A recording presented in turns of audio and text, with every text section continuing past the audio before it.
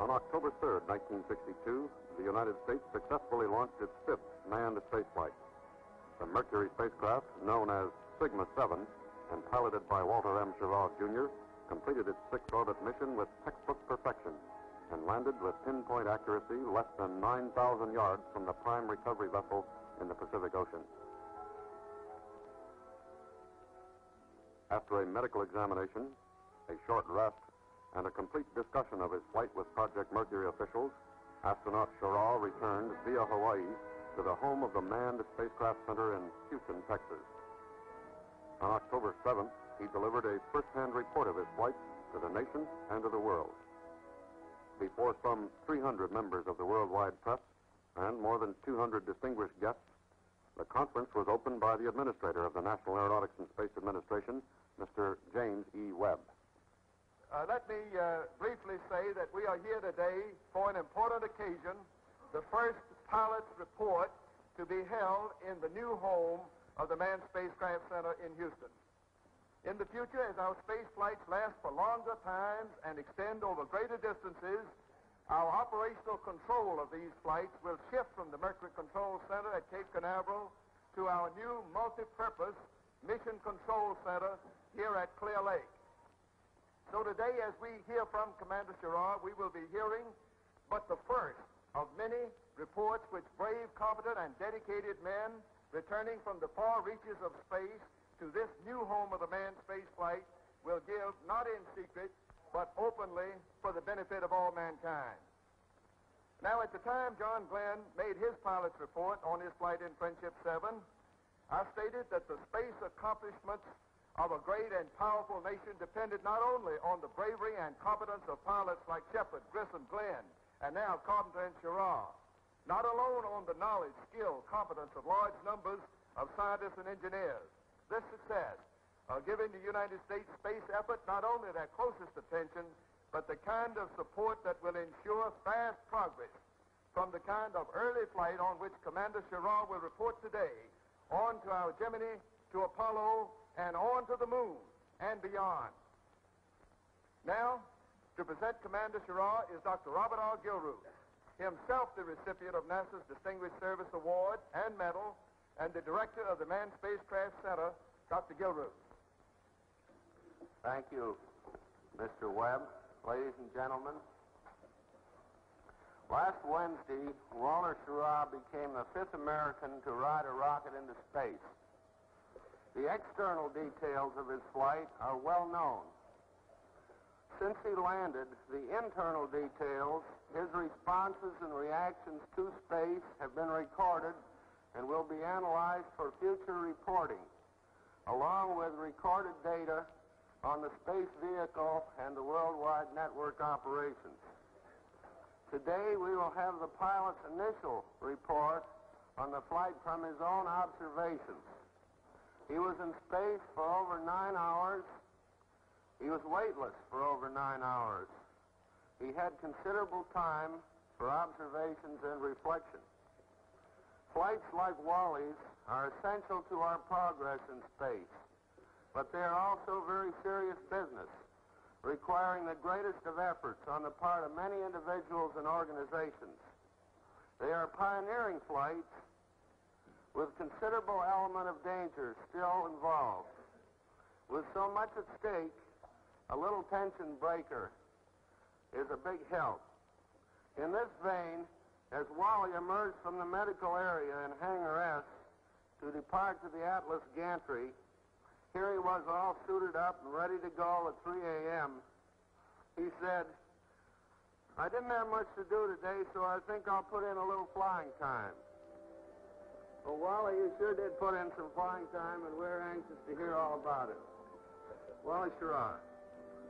Sigma 7 is a name to me that connotes an engineering symbol. It is the 18th letter of the Greek alphabet, and it also connotes summation. Basically, what we wanted to connote with this name was the very many inputs that have been brought forward to develop this flight. The fact that we had previous flights where we needed to make our initial steps into space. The fact that we had operations analyses of the previous flights, engineering analyses. That we had to make minor changes to make the previous problems of earlier flights straighten out. This, in truth, was the reason why I have been calling this Sigma for engineering.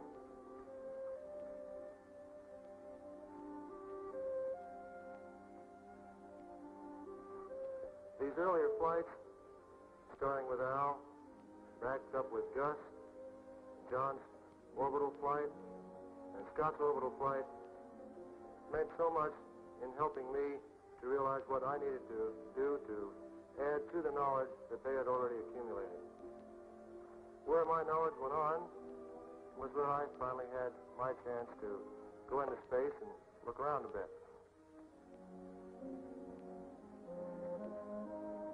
The sensations of launch are as perfectly described by both John and Scott. The railroad train that you're sitting on really does move out. It's somewhat larger in size than the afterburners I've been used to flying, but in essence I had 5 engines instead of the typical 1 or 2.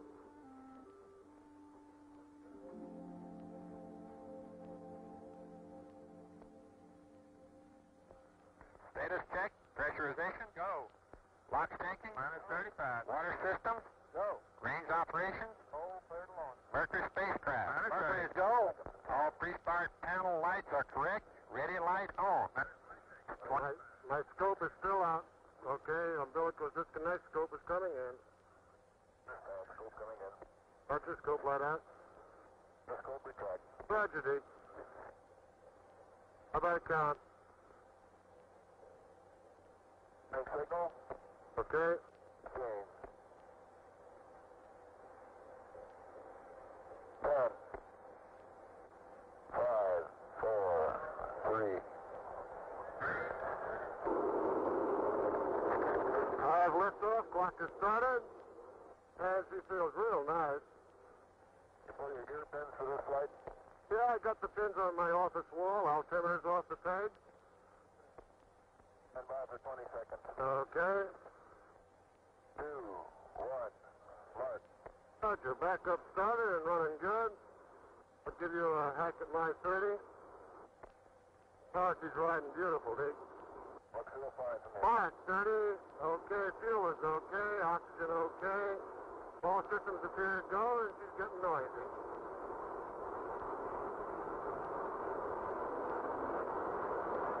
Not at all too noisy. Easy to talk through.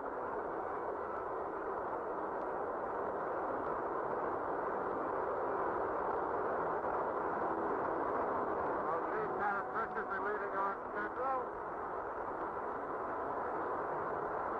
Fuel is okay. Oxygen is okay. Karen Precious MDSI. And she's really moving.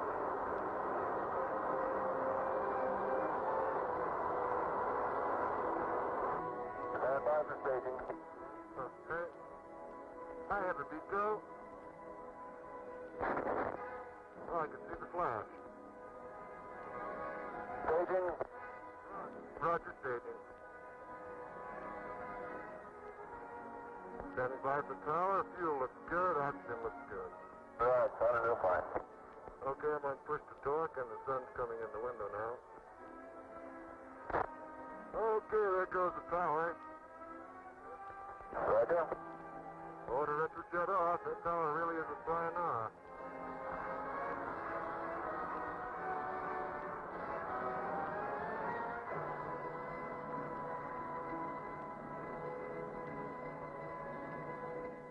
The overall flight, I thought, was a textbook flight. We've had problems in the past, and they've been solved. I felt that I could go along and really let this machine do its own job. When I had jobs to do, I could concentrate on those. Stand by for Tico. Tico. I have Chico, capped up, and an off stand, and it's very pleasant. Going to fly by wire low, going to fly by wire. That's by the wire. Yours answering very nicely. Roll answers nicely. She's playing her own very Let it go until hold the capability. Very good. I like that kind. After capsule separation, naturally I commenced the first flying phase of the flight, where I performed a fly-by-wire low turnaround. Fly-by-wire low only means that we have changed since John's and Scott's flight. We've added a switch to permit us to use the very low thrusters for maneuvering while in orbit. This made it much easier for me to handle. In Scott's case, he had a little more trouble with the high thrusters coming in frequently. This way we could cut them out, and I could concentrate completely on control and continue with other tasks simultaneously. Could devote attention to monitoring the various meters that we'd added. We've added temperature meters to record the temperatures of each of the low thrusters that I was using. We had rather increased readouts on the electrical system. We've added instrumentation to Sigma 7 to give us a very accurate readout on the suit temperature circuit. I believe that some people thought we were having a suit problem. The cool analysis on the surface in Mercury Control Center while in an air-conditioned room obviously gave me the opportunity to pursue the chasing down of the proper coolant quantity flow to bring the suit under control. And this is what we did. Sigma 7, this is Colonel Compton transmitting on UHF HF. Do you read? Over. Roger, Colonel Capcom. Do you read me? UHF low. Over. Roger. Stand by this frequency 7 for Capcom. Okay. How's your suit temp doing now? It looks like it's holding. Let it sit for a while. All TM system good, 7. Roger. I think the only problem I have is the suit circuit. I'll work on it for a while and see how we are. Take a wee bit of time for that to stabilize. Right, that's what I'm trying to do. Deke, I finally got a grasp on this thing where I'm beginning to feel a little cooler, and the suit inlet temperature is now down to 7.6. Over. You prefer to maintain a sound close, correct? Right, I've been sneaking up on this thing for almost the whole orbit. I really do feel I'm getting cooler. The suit inlet is now about 7.5 to 7.6. So I am making progress. Over. I understand. You are getting a slight decrease. That is affirmative. I'd rather not throw in the sponge on the setting out so far. I understand. You prefer to stabilize a while longer. Indian Ocean ship, Indian Ocean ship. This is Sigma 7. I read you. How do you read me? Over. Do you have anything to say? Roger, I have good news. The suit inlet temperature is now 70 degrees. Over.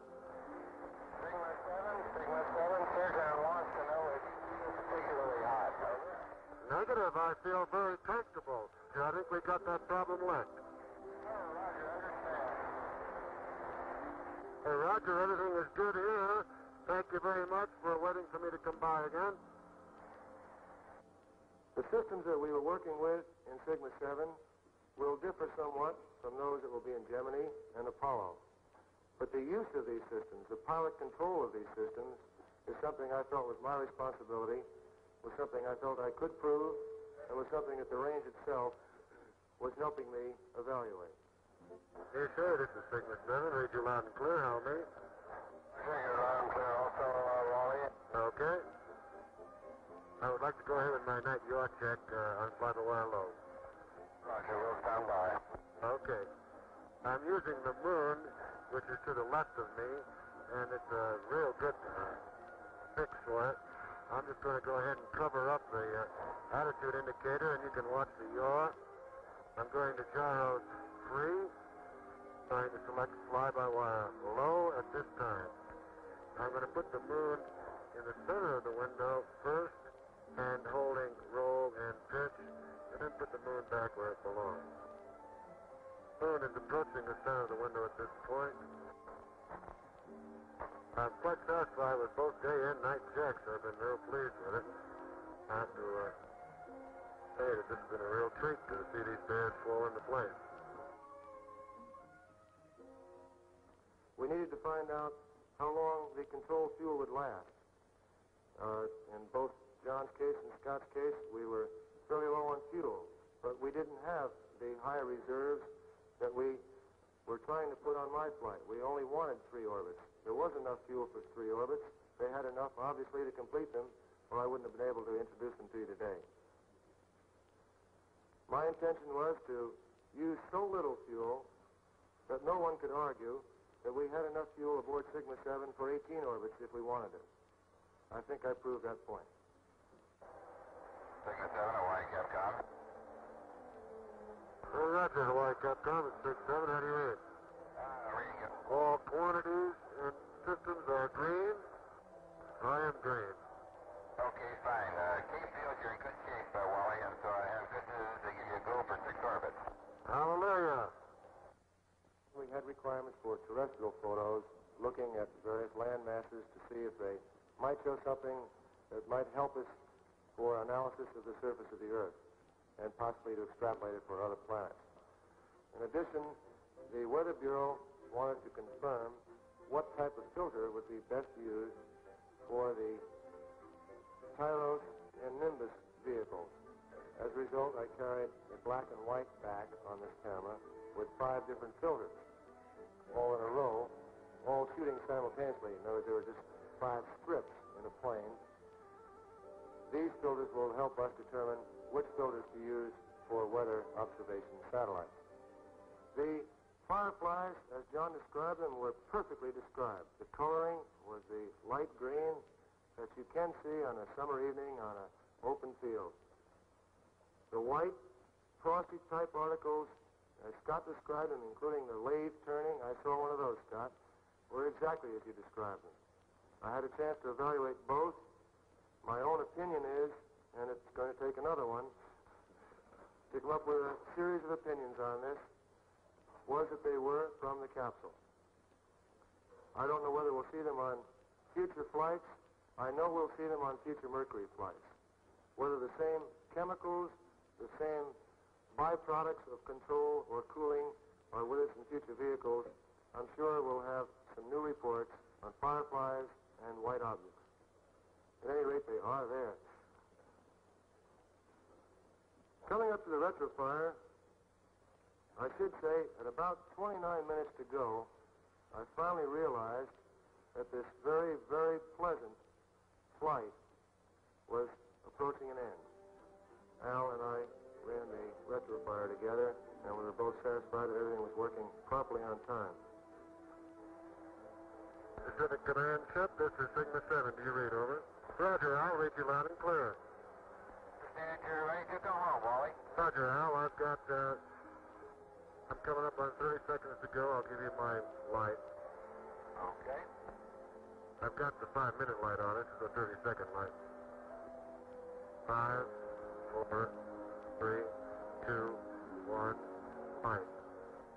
There it is. I've got a light in the tone. Tone is out. Very good. The timing is right on, Wally. I'll count down to retro sequence, and you'll arm the spooks at 5. That's correct. Here we go. 10, 9, 8, 7, 6, 5, Bye-bye. 3, 2, 1. Sequence. Have sequence, and the capsule's nice and tight. Got attitude green. She's sitting here just like a tight rock, Al. Right, your actors look very good from here, Walt. Yeah, they look beautiful here, too. Oh, boy, she's a good little capsule, I'll clue you. Here you go. Roger. 5, 4, 3, 2, 1, 0. I got one. And she's holding real tight. Very tight. I got 2. Oh, the attitudes are right on the money. I got 3. Emergency retro jettison fuse switches on. Roger. They are on. Retrojet is on. Got sunlight. Everybody's very happy. I'm going to fly by wire, Al, to pick up the re-entry attitude. Manual is going in. And we're showing you have about 6-8% auto and 8-4% manual fuel left. I think our readings are probably. I got 6-8 auto and 7-8 manual. Standing by for retrojet. I have retrojet and light is green. I could hear it, by the way. Very good. We confirm retrojet. Typically, one must talk about the 9 hours of weightlessness. I don't believe I can recollect anything about weightlessness any more than Al Shepard could from the first time people asked him on it when he was briefing on his flight. To me, it felt like I was flying another vehicle, just as if I were flying an airplane. Everything looks good. Got 55% auto fuel. Passing through 70,000 feet. 65,000. Attitudes are very stable. Coming up on 60. Big command doing very well. Coming up on 50. She looks like a sweetie. Coming up on 45,000. And down to about 1G. Preparing to punch the drogue at 40. 41. Punching drogue. And the drogue is out. You can hear. I can't see her because of the clouds. Attitudes are holding well. And your lever is in. IHS fuel is going pretty fast. I can see the drogue now. Drogue looks very good. I'm going off stand to actually I don't need it. Big command is burning itself out. And the off stamp is doing nothing, just sitting there. I'll put her in auto mode just to let her pump out. Roger, I'm coming down on 20,000. Standing by for snorkel. Cabin pressure is increasing. Snorkel should go. I believe snorkel is blue. I felt them. I will pull it anyway. Have emergency rate. I think I led the snorkels a little bit on that one. I'm dumping H2O2. Switch gears on. Standing by. Recovery arm is arm. Standing by for main chute. All switches in proper position. Canyon fuel is almost all gone. There goes drogue, and main is out. She's out beautiful. Nice blue sky. Main is de-reefed, and looks like a sweetie pie. I feel marvelous. This is a beautiful flight, wasn't it?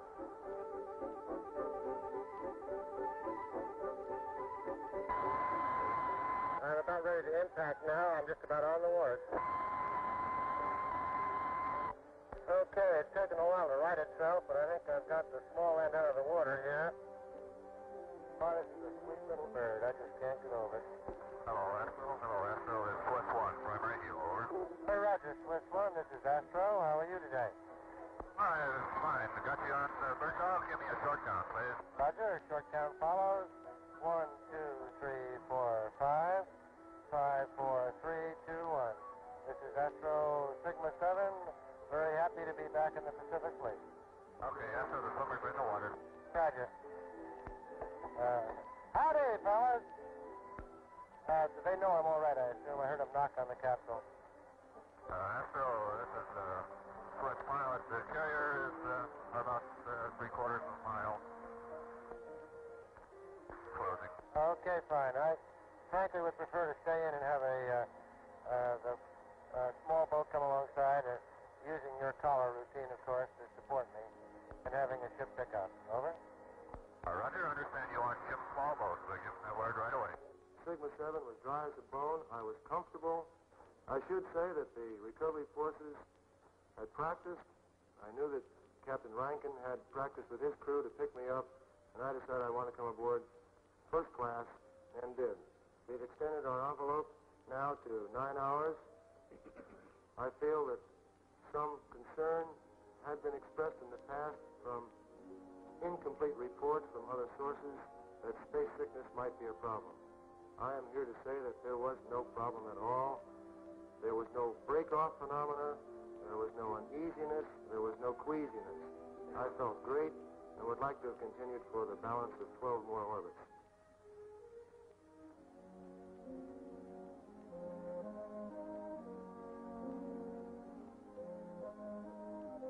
As the dust and debris settled from the hatch departure, I stepped out on the number 3 elevator and requested permission to come aboard.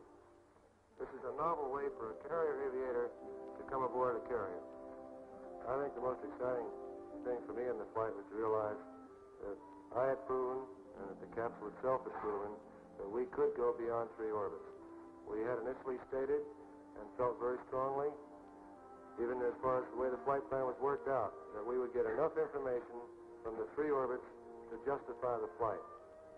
The additional 3 orbits were frosting on the cake, and I believe it's about that time that I said hallelujah, and that is when I was excited, to realize that we had control of the systems, that we had good control of the capsule, that I had good control of myself, that physiologically I was in good shape to continue, and we were on the way to 6 orbits.